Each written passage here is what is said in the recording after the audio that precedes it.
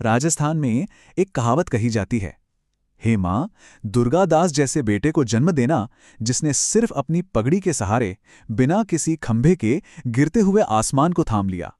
ये कहानी है भारतीय इतिहास के एक ऐसे हीरो की जिनका नाम वफादारी और सम्मान का दूसरा नाम है। एक ऐसा योद्धा जिसने सिंहासन को नहीं बल्कि सिंहासन की रक्षा को चुना। तो चलिए इनकी पूरी कहानी को हम 5 हिस्सों में समझते हैं। पहले देखेंगे कि वो एक राजा बनाने वाले कैसे बने, राजा नहीं।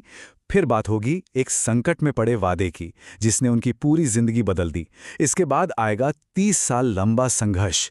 चौथा हिस्सा है सम्मान सर्वोपरि। और आखिर में हम उनकी एक दुखद जीत पर बात करेंगे।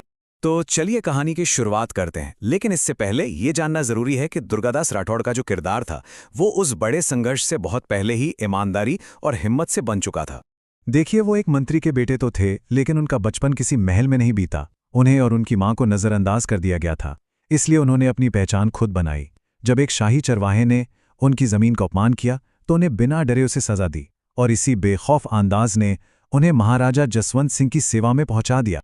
अब कहानी में आता है वो मोड़ जिसने सब कुछ बदल दिया। महाराजा की मौत हो जाती है और ताकतवर मुगल साम्राज्य की तरफ से एक बहुत बड़ा खतरा पैदा हो जाता है। तो हुआ ये कि 1678 में जब महाराजा जसवंत सिंह की मौत हुई तो मारवाड़ पर जैसे संकट का पहाड़ टूट पड़ा। उस वक्त उनका कोई जिंदा वारिस नहीं था। औरंगजेब ने इसी मौके का फायदा उठाया और फौरन जोधपुर पर कब्जा करके उसे खालसा घोषित कर दिया। मतलब अब वो सीधे मुगल शासन के अंडर था। लेकिन तभी दिवंगत राजा की रानी ने एक बेटे को जन्म दिया, अजीत सिंह, जो मारवाड़ का असली हकदार था। औरंगजेब ने यहाँ एक बहुत ही चालाक चाल चली। उसने कहा कि वो अजीत सिंह को राजा तो मान लेगा, लेकिन एक शर्त पर कि राजकुमार की परवरिश दिल्ली में मुगल हरम में होगी। ये असल में राजकुमार का धर्म बदलकर राठौड़ वंश को हमेशा के लिए खत्म करने की एक साजिश थी। लेकिन दुर्गादास हार मानने वालों में से नहीं थे। उन्होंने एक बहुत ही साहसी प्लान बनाया। गोराधाय नाम की एक वीरांगना ने राजकुमार को अपने बच्चे से बदल दिया।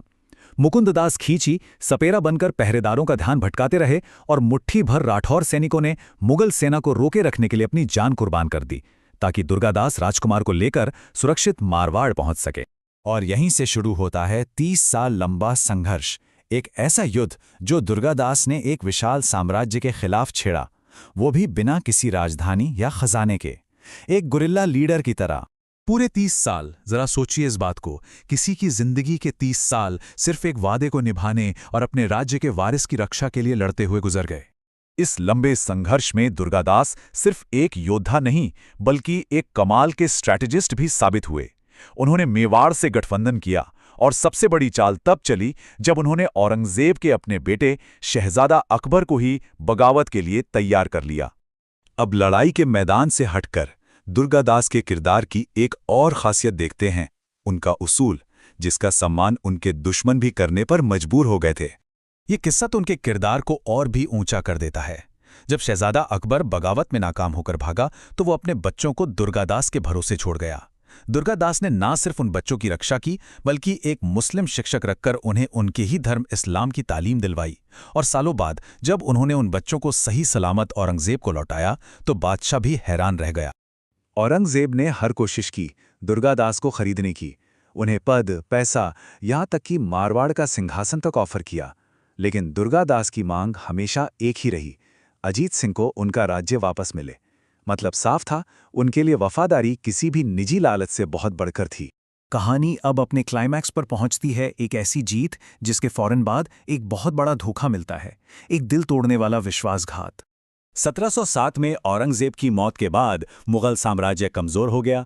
दुर्गादास ने आखिरकार जोधपुर पर कब्जा कर लिया और 30 साल के लंबे संघर्ष के बाद अपने दिवंगत राजा से किया वादा पूरा किया। अजीत सिंह अब मारवाड़ के महाराजा थे।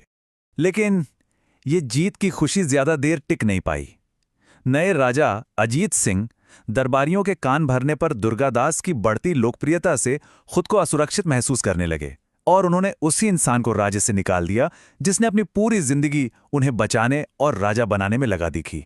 राजा सीधे सीधे तो कुछ कह नहीं पाया, तो उसने दुर्गादास को एक मतीरा भेजा। ये एक इशारा था, एक सांकेतिक संदेश। मतीरा का मतलब था मत रहो। अपनी पूरी जिंदगी के रक्षक के लिए राजा का ये आखिरी छिपा हुआ हुक्म था। और यहां भी दुर्गादास का किरदार देखिए। उन्होंने अपने राजा के इस हुक्म को भी बिना किसी सवाल, बिना किसी शिकायत के मान लिया और चुपचाप मारवाड़ छोड़ दिया। उनका अंत उज्जैन में शिप्रा नदी के किनारे हुआ, जहां आज भी उनकी छतरी, उनकी अटूट वफादारी की कहानी सुनाती है। दुर्गादास की पूरी जिंदगी असल में एक ही शब्द का मतलब समझाती है, स्वामी भक्ति, अपने मालिक या अपने वचन के लिए पूरा और बिना शर्त का समर्पण। तो आखिर में ये सवाल जरूर उठता है, आज की इस दुनिया में जहां हर कोई आगे निकलना चाहता है, वहां दुर्गादास राठौड़ जैसी निस्वार्थ वफादारी की क्या जगह है? एक ऐसा इंसान जो राजा बना सकता था, पर उसने कभी राजा बनना चाहा ही नहीं। इस पर जरूर सोचिएगा।